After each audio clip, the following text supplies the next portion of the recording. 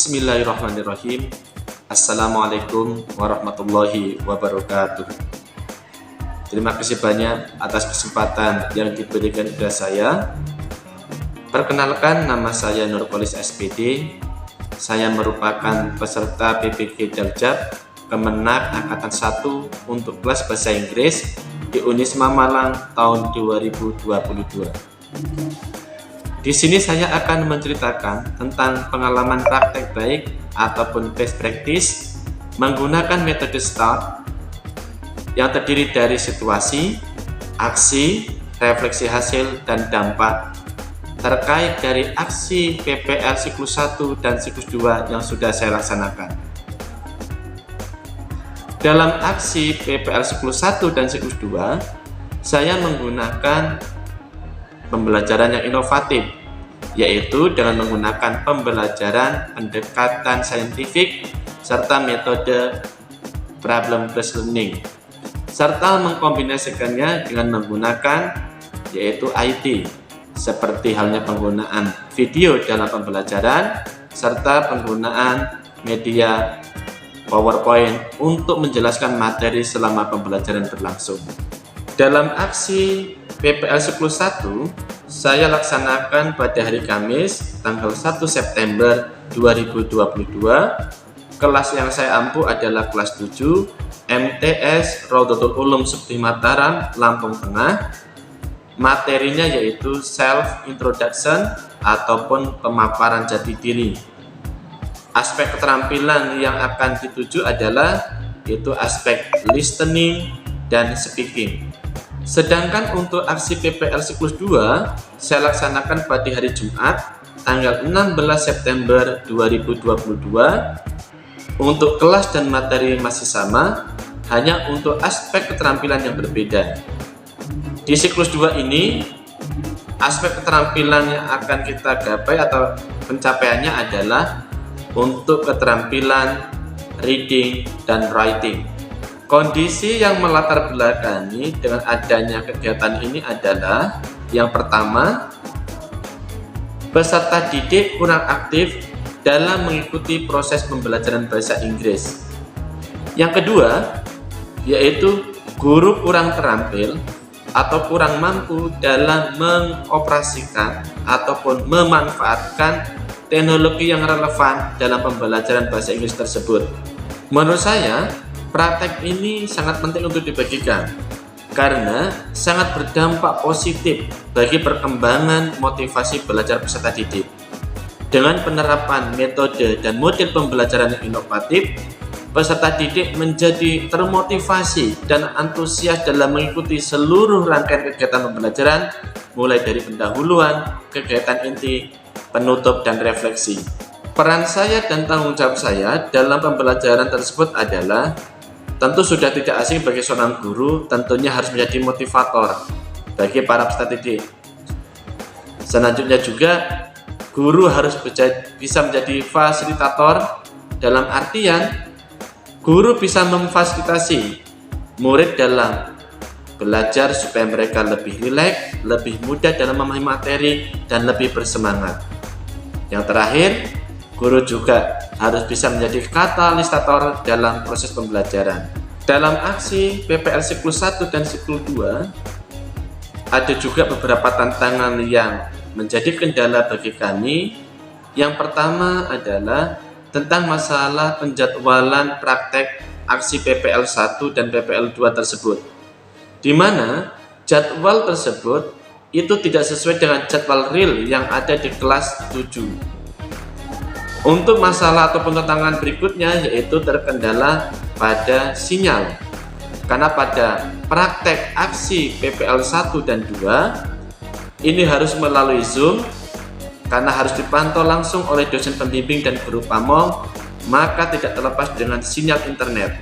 Sedangkan di tempat kami untuk sinyal wifi ataupun handphone itu belum stabil.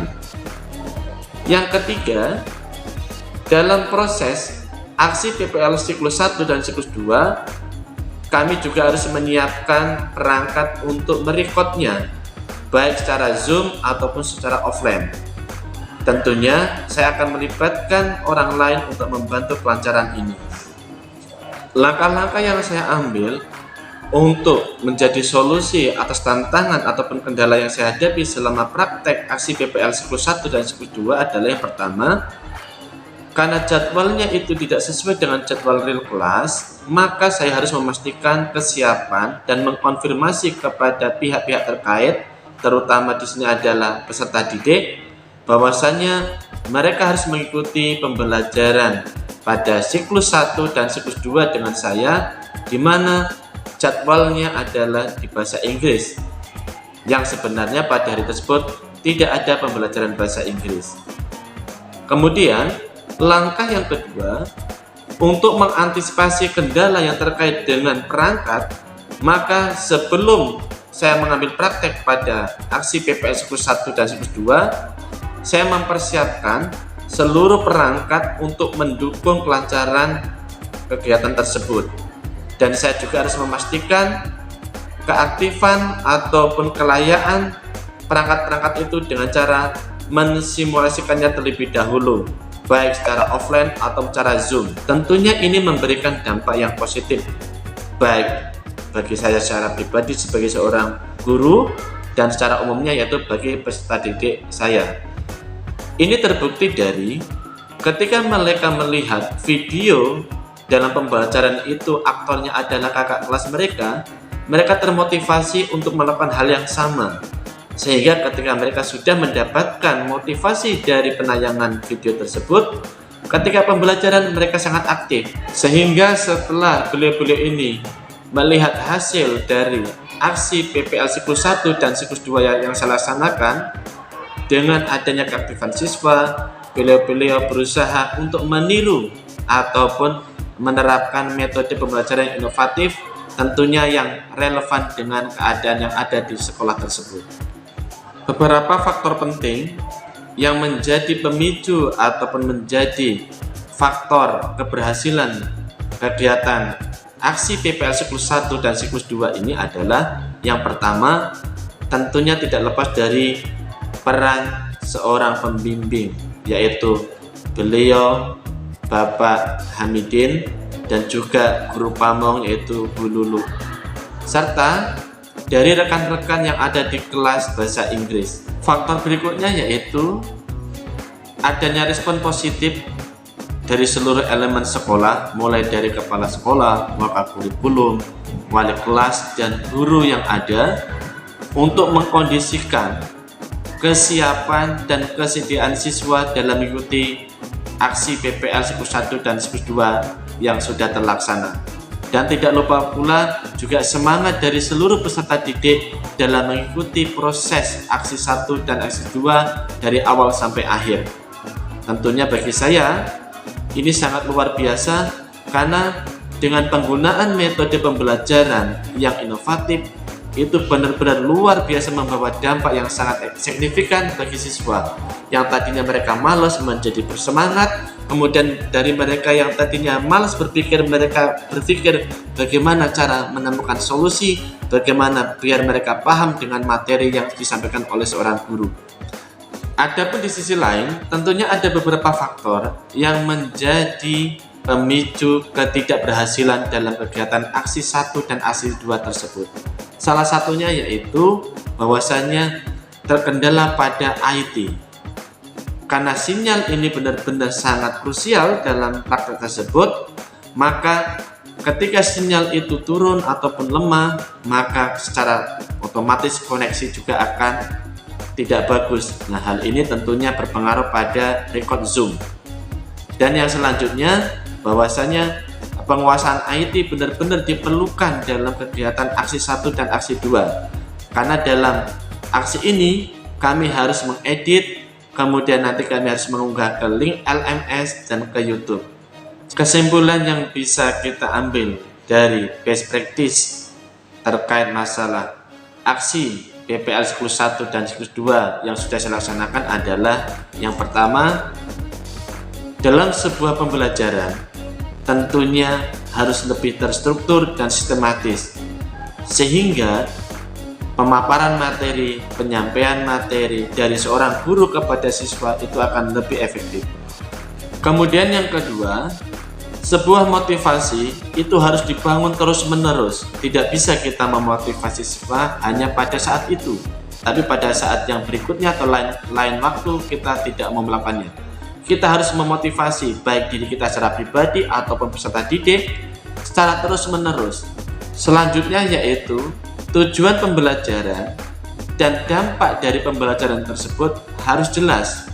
Contohnya, ketika kita memberi materi, tentu tujuan pembelajaran dan dampaknya harus bisa dilaksanakan secara real dalam dunia nyata oleh para peserta didik, sehingga mereka akan menganggap bahwasannya ketika mereka mengadakan atau mengikuti proses belajar itu tidak sia-sia. Mereka bisa merasakan manfaatnya dalam dunia nyata yang mereka alami dalam kehidupan sehari-hari.